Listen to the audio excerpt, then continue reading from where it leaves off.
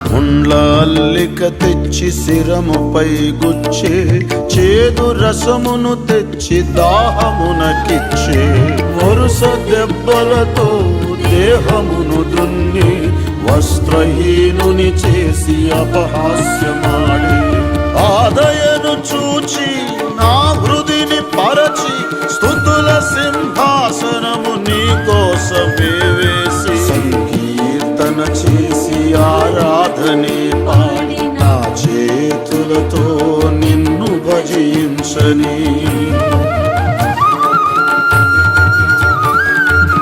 అది దేవుని ప్రేమ, అది మహారాజు కరుణ, అది నీ తండ్రి హృదయం, అది నీ తండ్రి హృదయం.